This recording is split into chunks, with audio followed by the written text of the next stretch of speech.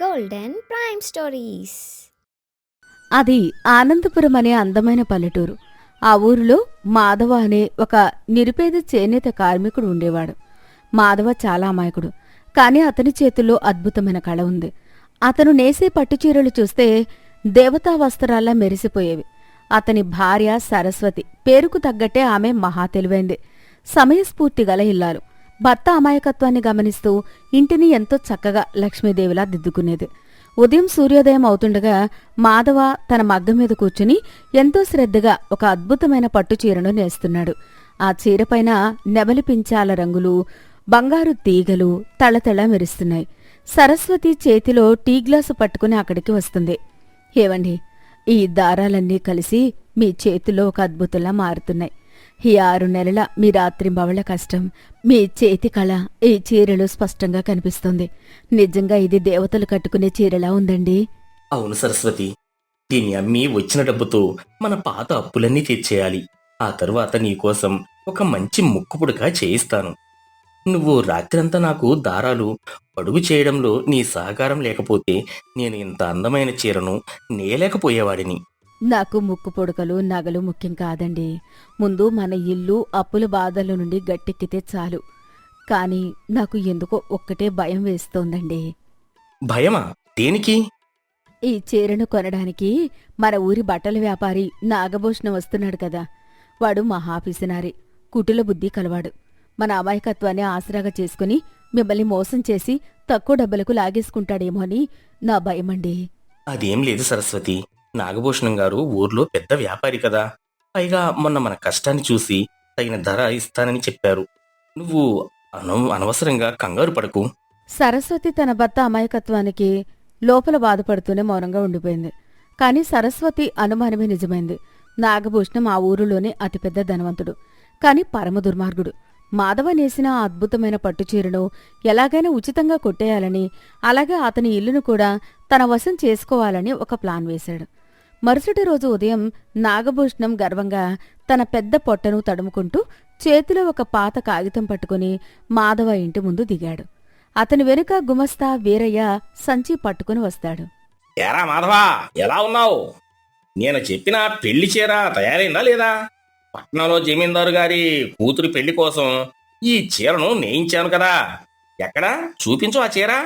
మాధవ ఎంతో ఆప్యాయంగా దండం పెట్టి వాళ్లను లోపలికి తీసుకువెళ్లాడు. నాగభూషణం గారు, ఇదిగోండి చూడండి. ఈ చీర కోసం రాత్రింబవళ్లు కష్టపడ్డాను. జమీందారు గారికి ఖచ్చితంగా నచ్చుతుంది. అన్నీ నాణ్యమైన పట్టుదారాలు, బంగారు జరీ వాడానయ్యా. దీనికి తగిన ధర 200 బంగారు నాణేలు అవుతుందండి. నాగభూషణం ఆ చీర నాణ్యతను చూసి వాడి కళ్ళు ఆశతో మెరిశాయి. ఆ చీర జమీందారుకు 1000 నాణేలకు అమ్మవచ్చని వాడికి అర్థమైంది. హ్మ్, చీర బాగానే ఉంది కానీ నువ్వు అడిగినంత ధర లేదులే. అయినా మాధవ, ఈరోజు నేను చీర కొనడానికి నీకు డబ్బులు ఇవ్వడానికో రాలేదు. నా పాత బాకీ వసూలు చేసుకోవడానికి వచ్చాను. పాత బాకీయా? నాకా? మీరా? నేనెప్పుడు మీ దగ్గర అప్పు తీసుకోలేదు బాబు. నేను చేతి వృత్తితో బతికేవాణ్ణి. నువ్వు తీసుకోలేదులేరా, మీ తాత తీసుకున్నాడు. ఇదిగో చూడు, మీ తాత మా తండ్రి దగ్గర 300 బంగారు నాణేలు అప్పు తీసుకున్నట్లు రాసి ఉన్న పత్రం ఇది. ఎన్నాళ్ళు వడ్డీ చక్రవడ్డీ కలిపి ఇది 500 బంగారు నాణేలు అయింది. మీ తాత అప్పు నువ్వే కట్టాలి కదా.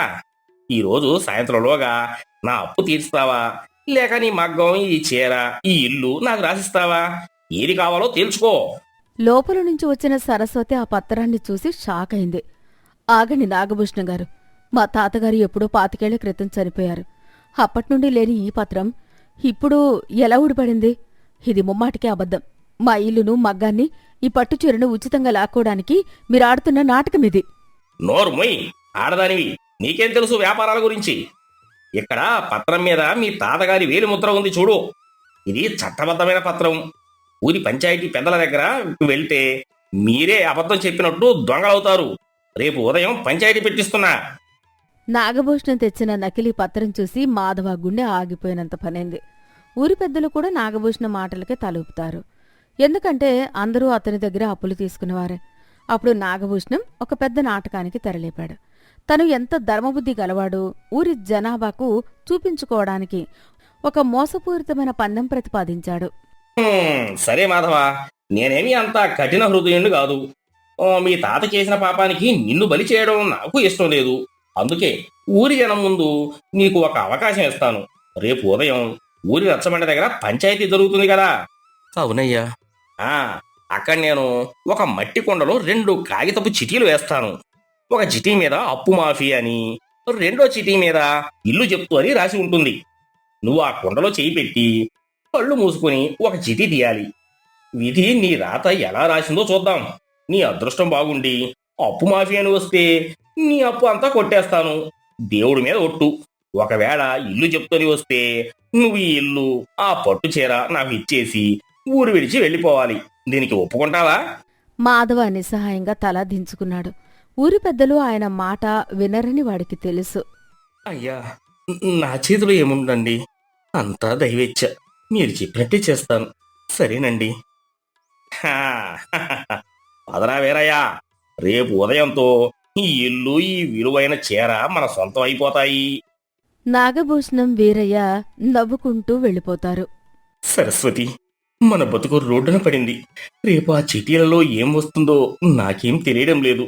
నా చేతులతో నేను కట్టుకున్న ఇల్లు పోయేలా ఉంది. ఏవండి, ఏడవకండి. దేవుడు కష్టం వస్తే కన్నీళ్లు కాదు, దాన్ని ఎదుర్కోవడానికి ఆలోచించే బుద్ధినిస్తాడు. నాగభూషణం ఎంతటి కుటిల నక్కో నాకు తెలుసు.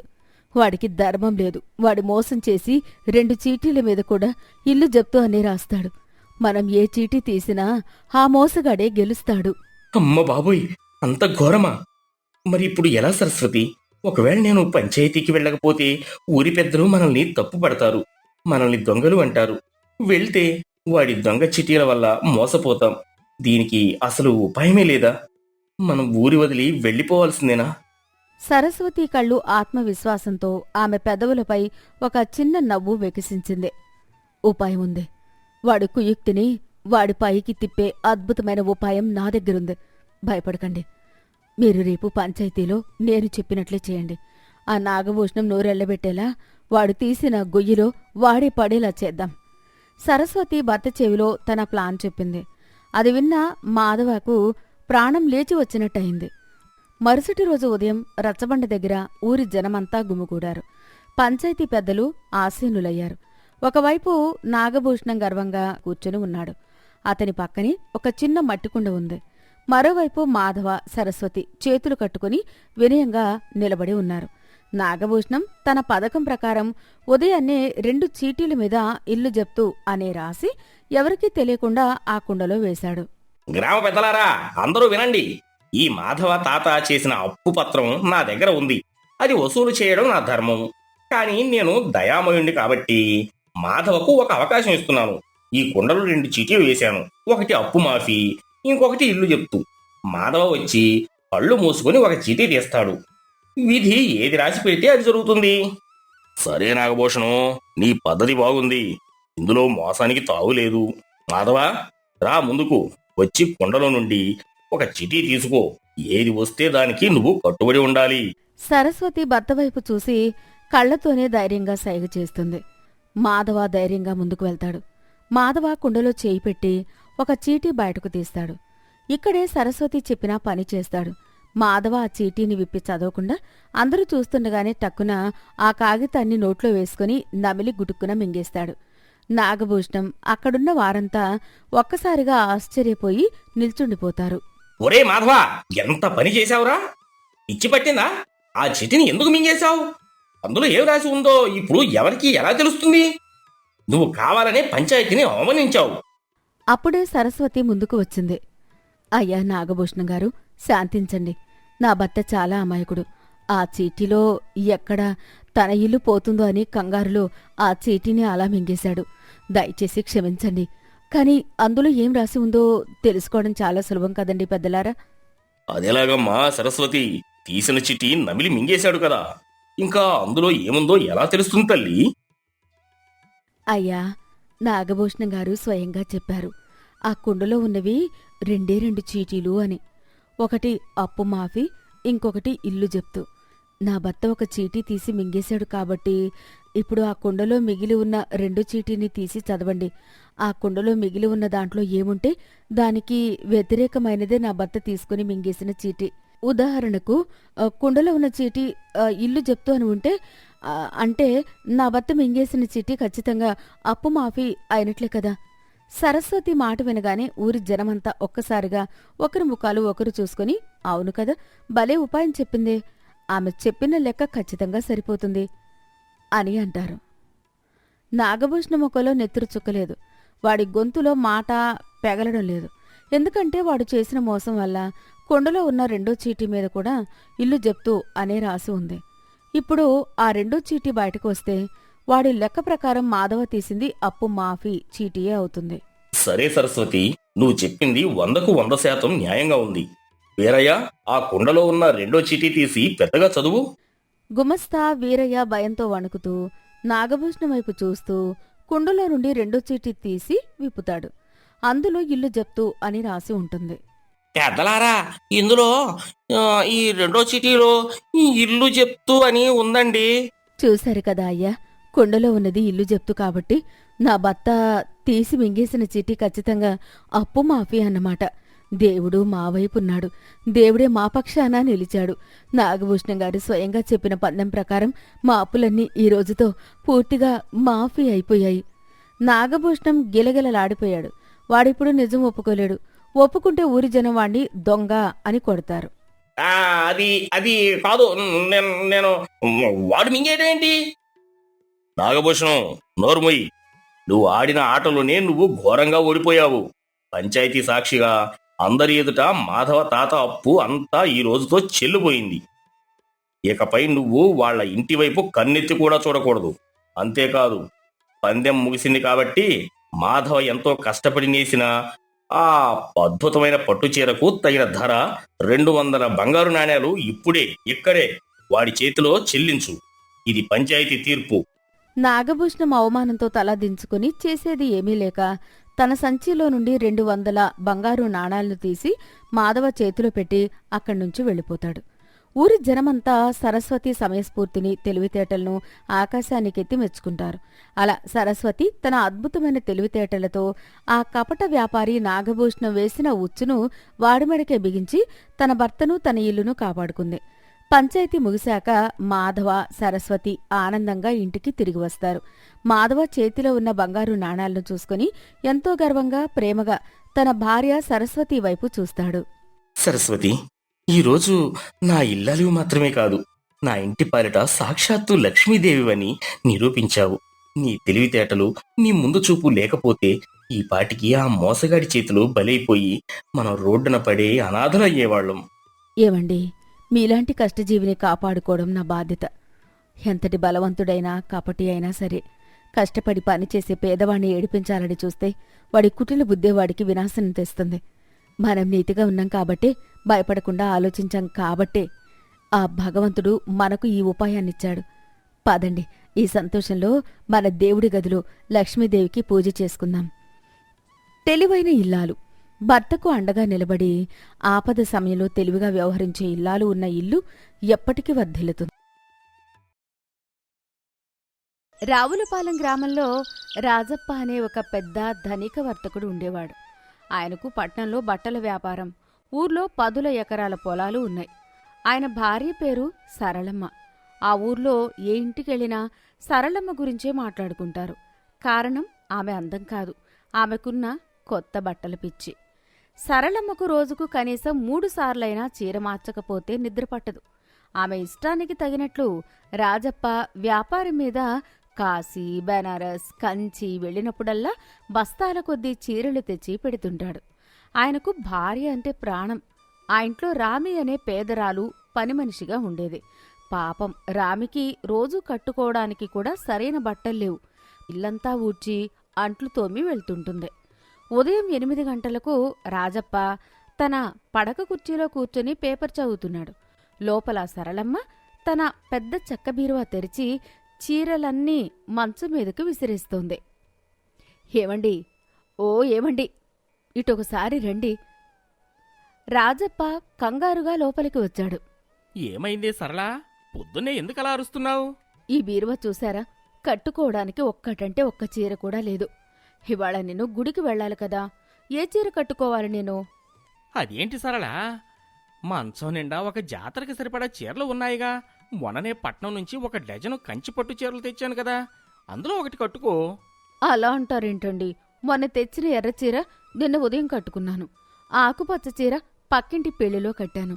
ఇప్పుడు మళ్ళీ అవే చీరలు కడితే ఊళ్ళో వాళ్ళు సరళమ్మకి బట్టలు లేక పాత చీరలే మళ్ళీ మళ్ళీ కడుతోంది అని నవ్వరా?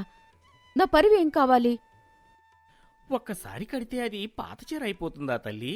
ఒక పని చెయ్యి, కిందటి నెల నీ పుట్టినరోజుకి నేను ఒక నెమలి రంగు ఉన్న పట్టు చీర తెచ్చానుగా, అది అస్సలు కట్టుకోలేదు, అది తీ. సరళమ్మ ఆలోచించి బీరువా అడుగున ఉన్న ఆ కొత్త చీరను బయటకు తీసింది. ఆహా, ఆ గుర్తుంది, మీరు తెచ్చినప్పుడు రాత్రిపూట చూశాను కదా. సరే, ఇప్పుడు వెలుతుర్లో చూస్తాను రంగు ఎలా ఉందో అని. దాన్ని తీసుకుని బయటకు వెళ్ళి సూర్యరశ్మి పడేలా అటూ ఇటూ తిప్పి చూసింది. చిచి, ఏంటండి ఈ రంగు? రాత్రిపూట ఏదో నెమలిపించేలా మెరిసింది కాని ఇప్పుడు ఎడలో చూస్తే ఏముందిందులో? పసుపు కాదు, ఆకుపచ్చ కాదు, ఏదో వాడిపోయిన అరటి ఆకులా ఉంది. అయ్యో అలా అనకే, అది పట్నంలో పెద్ద షావుకారు దుకాణంలో 100 రూపాయలు పెట్టి కొన్నాను. మీరు 100 పెడితే నాకేంటి, 1000 పెడితే నాకేంటి? ఇది నా వంటికి అస్సలు బాగోదు. సరళా, కోప్పడకు. నచ్చకపోతే మడత పెట్టి లోపల పెట్టు. నేను వచ్చే నెల వెళ్ళినప్పుడు మార్చుకొస్తాను. మడత పెట్టి లోపల పెట్టాలా? ఇలాంటి దరిద్రపు చీర నా బీరువాలో ఉంటే నా మిగతా పట్టు చీరలకు కూడా దరిద్రం అంటుకుంటుంది. నాకీ చీర వద్దు, ఏమీ వద్దు అంటూ ఆ ఖరీదైన కొత్త పట్టుచీరను వీధిలోకి విసిరేసింది. అయ్యో దేవుడా, 100 రూపాయల చీరను రోడ్డు పాలు చేసేవేంటి పిచ్చిదానా? పోతే పోయింది, నా కళ్ల ముందు అది ఉండడానికి వీల్లేదు. నేను పాత ఎర్ర చీరే కట్టుకుంటాను అంటూ అలిగి అక్కడి నుంచి వెళ్ళిపోయింది. సరిగ్గా అదే సమయంలో ఆ చీర ఇంటి బయట ఉన్న ఒక భిక్షగాడు తలమీద పడింది. అమ్మో, ఏంటిది? పైనుంచి ఏ బండరాయి పడినట్టుంది. చచ్చాను రోయ్. భయంగా తల ఎత్తి చూశాడు. తలమీద పడిన ఆ గుడ్డను కిందికి తీసి చూశాడు. అది సూర్యకాంతికి తళతళ మెరుస్తున్న కొత్త పట్టుచీర. అరరే, ఏంటిది? చీర? దీన్ని నేనేం చేసుకోను? ఎల్లయ్య ఆ చీరను పట్టుకుని కాసేపు ఆలోచించాడు. వేసవి కాలమేమో, ఎండ బాగా కాస్తుంది. ఎండ తగలకుండా ఆ చీరను నెత్తిమీద వేసుకుని నడక సాగించాడు. కొంచెం దూరం వెళ్ళాక రాజప్ప ఇంట్లో పనిచేసే పనిమనిషి రామి ఎదురైంది. రామి ఎదురుగా వస్తున్న మల్లయ్య నెత్తిమీద ఉన్న పట్టుచీర ఆమె కంట పడింది. తొలిచూపులోనే ఆమెకు ఆ చీర రంగు, మెరుపు పిచ్చెక్కిపోయేలా నచ్చేసింది. రామి తనలో తాను, అబ్బా ఎంత బావుందే ఆ చీర, ఆ బిచ్చగాడి ఎల్లయ్యకి అదెక్కడిది అనుకుని వెంటనే పరిగెత్తుకుంటూ వెళ్ళి ఎల్లయ్యను ఆపింది. ఏమయ్యా ఎల్లయ్య, ఆగాగు. ఏంటి రామి, నా దగ్గర నీకు ఇవ్వడానికి చిల్లిగా అవ్వలేదు, అడుక్కుందామని పోతున్నా. డబ్బుల కోసం కాదులే కాని ఆ నెత్తికి చుట్టుకున్న ఆ గుడ్డ ఏందయ్యా, ఎక్కడిది నీకు? ఏమోనే, ఆ రాజప్ప గారింటి పక్క నుంచి పోతుంటే పైనుంచి ఎవరో పారేసినట్టున్నారు. ఈ ఎండలో ఉందని నెత్తికి చుట్టుకున్నా. మెత్తగా చల్లగా బాగానే ఉంది. రామీకి విషయం అర్థమైంది. ఆ సరళమ్మ గారికి బట్టలు పిచ్చి ఎక్కువ, నచ్చక పారేసి ఉంటుందిలే, అది నేను ఎలాగైనా కట్టేయాలి అనుకుంది. ఒరే ఎల్లన్నా, ఆ గుడ్డ ఏదో పాతదిలా ఉందిలే, ఆ మురికి గుడ్డ ఎందుకు నీకు? నెత్తికి ఇదిగో, నా దగ్గర ఒక 4 అణాలున్నాయి, ఆ గుడ్డ నాకిచ్చేస్తే ఈ 4 అణాలతో నువ్వు బజార్లో కడుపు నిండా బిర్యానీ తినచ్చు, ఏమంటావ్? ఎల్లయ్యకి బిర్యానీ అనగానే నోట్లో నీళ్లూరాయి. ఆ పాతగుడ్డ నెత్తిమీద ఉంటే ఏంటి, తీసేస్తే ఏంటి అనుకున్నాడు. నువ్వు భలే దానివి రామి, ఆ 4 అణాలు ఇటు ఇవ్వు, ఇదిగో ఈ గుట్ట పట్టుకో అని ఎల్లయ్య తలమీద ఉన్న పట్టుచీరను రామి చేతిలో పెట్టాడు. రామి 4 అణాలిచ్చింది.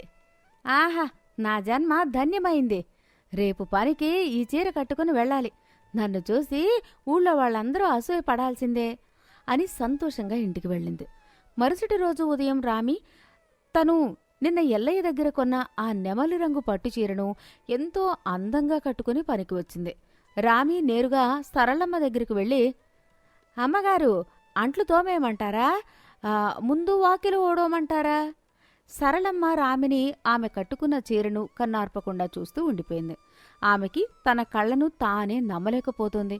ఆమె ఆ చీరను గుర్తుపట్టలేదు. సరళమ్మ తనలో తాను, అబ్బా, ఈ రంగు ఎంత బావుందే, కంచిపట్టులా ఉందే. నేను నా జీవితంలో ఇన్ని వందల చీరలు కట్టాను కాని ఇంత అద్భుతమైన చీరను ఎప్పుడూ చూడలేదే. ఏంటిది, నా పని మనిషి కట్టుకోవడమేంటి అని ఆమెకు విపరీతమైన ఈర్ష్య కలిగింది.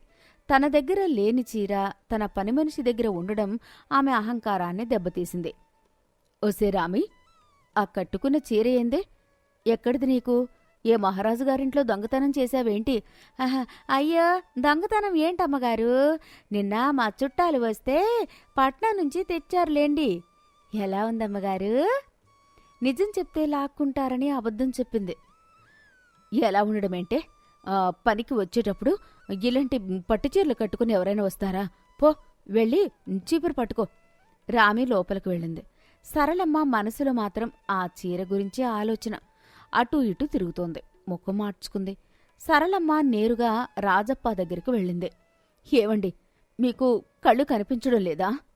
ఏమైంది మహాతల్లి? మళ్ళీ ఏ చీర నచ్చలేదని బయట పారేశావు? నేను పారేయడం కాదు, మన పరువు ఆ పని మనిషి రామి ఊడ్చేస్తోంది. మీరు చూశారా లేదా? ఆ రామి కట్టుకున్న పట్టుచీర ఎంత బావుందంటే నా బీరువాలో ఉన్న చీరలన్నీ దానికి తీసి కట్టు. సరే, అయితే ఏంటిప్పుడు? వాళ్ళకి ఏదో అదృష్టం తగిలి కొనుక్కొని ఉంటుందిలే. దానికి నువ్వెందుకు ఏడుస్తున్నావు? నేను ఏడవకపోతే ఇంకెవరు ఏడుస్తారు? ఈ ఊర్లో సరళమ్మ చీరలు నెంబర్ 1 అని పేరుంది. ఇప్పుడు ఆ రామి వెళ్ళి ఊళ్ళో తిరిగితే నా పని మనిషి కట్టిన చీర నా దగ్గర లేకపోవడం నా పరువుకి ఎంత అవమానం. నాకు ఆ చీర కావాలి, ఎట్లాగైనా ఆ చీరనే నాకు తెచ్చివ్వు, అంతే అని పట్టుబట్టి కూర్చుంది. పిచ్చిదానా, పని మనిషి కట్టిన చీర నీకెందుకు? రేపు నేను మద్రాసు వెళ్తున్నాను. అక్కడ నీకు అంతకంటే మంచివి, ఖరీదైనవి 10 పట్టు చీరలు పట్టుకుని వస్తాను. ఊరుకో. వద్దు, నాకు మద్రాసు చీరలో వద్దు, కంచి చీరలో వద్దు. నా కళ్ళు ఆ చీర మీదే పడ్డాయి. ఆ రంగు, ఆ డిజైన్ నాకే సొంతం కావాలి. మీరు ఆ రామి దగ్గర అడిగి లాక్కుంటారో కొంటారో నాకు తెలీదు. సాయంత్రంలోపు ఆ చీర నా చేతిలో ఉండాలి, లేకపోతే నేను అన్నం తినను, నీళ్లు తాగను. సరళమ్మ గదిలోకి వెళ్లి తలుపు వేసుకుంది. రాజప్పకి తన భార్య చాదస్తం గురించి తెలుసు కాబట్టి సరే అని నిట్టూర్చాడు. రాజప్ప గదిలో నుంచి బయటకు వచ్చి అంట్లు తోముతున్న రామి దగ్గరికి వెళ్ళాడు. ఆయనకి కొంచెం మొహమాటంగానే ఉంది. పని మనిషి కట్టుకున్న చీర భార్యకు అడగాలంటే ఆయనకు ఇబ్బందిగా ఉంది. కాని ఆ చీరను దగ్గరగా చూసిన రాజప్పకు ఒక్కసారిగా షాక్ తగిలింది. అరే, ఈ చీర నిన్న నేను సరళమ్మకి ఇస్తే పారేసిన పట్టుచీర కదా. అవును, అదే రంగు, అదే అంచు. ఇది దీని చేతికెలా వచ్చింది? ఓహో, కింద పడితే ఈ రామి కొట్టేసిందన్నమాట. మా ఆవిడ అమాయకత్వం చూడు. తను పారేసిన చీరని గుర్తుపట్టలేక ఇప్పుడు అదే కావాలని ఏడుస్తోంది. భలే తమాషాగా ఉంది అనుకుని మనసులో నవ్వుకున్నాడు. ఓసిరామి, అంట్లు అయిపోయాయా? అవుతున్నాయి బాబుగారు. అది కాదు రామి, నీకో విషయం చెప్పాలి. మా ఆవిడకి నీ చీరలంటే చాలా ఇష్టం. నువ్వు కట్టుకున్న ఈ చీర కూడా మా ఆవిడికి తెగ నచ్చేసింది. దాన్ని ఆమెకి ఇచ్చేస్తావా? రామి భయపడింది. అమ్మో, నా బండారం దొరికిపోయిందా అనుకుంది. అదేంటి బాబుగారు, ఇది నేను కొనుక్కుంది పాత చీర. అమ్మగారు ఎలా కట్టుకుంటారు? మా ఆవిడ సంగతి నీకు తెలియదా? పట్టిందంటే వదలదు. ఒక పని చెయ్యి, నువ్వు ఈ చీర నాకు ఇచ్చేయి. దీనికి బదులుగా నేను అత్యంత ఖరీదైన ధర్మవరం పట్టు చీర నీకు బహుమతిగా ఇచ్చేస్తాను. పైగా ఒక 10 రూపాయలు అదనంగా ఇస్తాను. నువ్వేమంటావు? రామి గుండె గట్టిగా కొట్టుకుంటుంది. 4 అణాలు పెట్టుకున్న చీరకి ఏకంగా ఒక కొత్త ధర్మవరం పట్టు చీర 10 రూపాయలు బహుమతి వస్తోందంటే ఆమె పంట పండినట్టే కదా. అలాగే బాబుగారు, మీరడిగితే కాదంటానా? అమ్మగారిష్టమే నా ఇష్టం. రేపు ఊతికి ఇస్త్రీ చేసి ఇస్తాను. సరే, అయితే లోపలికి వెళ్ళి ఆ కొత్త చీర తీసుకుని ఈ చీర ఇక్కడ పెట్టేసి వెళ్ళు. రామి సంతోషంగా కొత్త చీర, డబ్బులు తీసుకుని తాను కట్టుకున్న ఆ నెమలి పింఛం చీరను రాజప్ప చేతిలో పెట్టి వెళ్ళిపోయింది. రాజప్ప ఆ చీరను తీసుకుని వెళ్లి చక్కగా మడత పెట్టి సరళమ్మ గదిలోకి వెళ్ళాడు. సరళా, ఇదిగో నీకు ప్రాణ సంకటంగా మారిన నీ రామీ చీర. నా షాపులోంచి కొత్త చీర ఇచ్చి ఇది నీకోసం తెచ్చాను, చూసుకో. అబ్బా, ఏమండి, ఎంత బావుందో చూసారా? ఈ పట్టు, ఈ రంగు దేవకన్యలు కట్టుకునేలా ఉంది. ఆ రామి దరిద్రపు మొహానికి ఇది ఎంత కట్టినా అందం లేదు. ఇప్పుడు నేను కడితే చూడండి, ఊళ్ళో ఆడవాళ్ల కళ్ళు కుట్టి చావాల్సిందే. రాజప్ప నవ్వు ఆపుకోలేక ముఖం తిప్పుకున్నాడు. అవును సరళా, నిన్న నువ్వు పారేసిన ఎర్ర చీర కంటే ఈరోజు ఆ పని మనిషి దగ్గర నుంచి లాక్కున్న ఈ నెమలి రంగు చీర నీకు బాగా నచ్చుతుంది. నిజమేనండి. నిన్న మీరు తెచ్చిన ఆ చీర పరమ చెత్తగా ఉంది. అదే కనుక నా దగ్గర ఉండి ఉంటే దాన్ని ముక్కలు ముక్కలు చేసి పారేసేదాన్ని. మంచి పని చేశారు ఆమె దగ్గర ఇది లాక్కుని. అది తను విసిరికొట్టిన చీరే అని, తాను చెత్తగా ఉందన్న చీరే ఇప్పుడు తన చేతిలో ఉందని పాపం సరళమ్మకు తెలియదు. ఇప్పుడు మరి ఆ చీర అంటే ఆమెకు ప్రాణం. దాన్ని బీరువాలో అన్నిటికంటే పైన సుగంధ ద్రవ్యాల మధ్య భద్రంగా దాచుకుంది. రాజప్ప బయటికి వచ్చి వరండాలో కూర్చొని గట్టిగా నవ్వుకున్నాడు. ఆడవాళ్ల మనస్తత్వం దేవుడికి కూడా అర్థం కాదు. చేతిలో ఉన్నప్పుడు వజ్రం కూడా రాయిలానే కనిపిస్తుంది. అదే వజ్రం పక్కవాడి చేతికి వెళ్తే మాత్రం అది సాక్షాత్తు మణిలా కనిపిస్తుంది అని నవ్వుకుంటూ పేపర్ చదువుకోవడం మొదలుపెట్టాడు. మరుసటి రోజు సరళమ్మ ఆ చీర కట్టుకుని గుడికి వెళ్తే ఊళ్ళో వాళ్ళందరూ అబ్బా ఏముందని పొగిడారు. సరళమ్మ గర్వంతో ఉబ్బిపోయింది. అటు రామి కూడా కొత్త చీరతో సంతోషంగా ఉంది. రాజప్ప మాత్రం ఆ రహస్యాన్ని ఎప్పటికీ బయటపెట్టలేదు. నీతి విలువ తెలియకపోవడం. తన దగ్గర ఉన్న వస్తువు విలువ మనకు తెలియదు. అదే వస్తువు పక్కవారి చేతిలో ఉంటే దానిపై మోజు పెరుగుతుంది. తృప్తి ఉన్నదానితో తృప్తిపడ్డం నేర్చుకుంటే జీవితం ప్రశాంతంగా ఉంటుంది. లేకపోతే సరళమ్మలాగా భ్రమలో బ్రతకాల్సి వస్తుంది.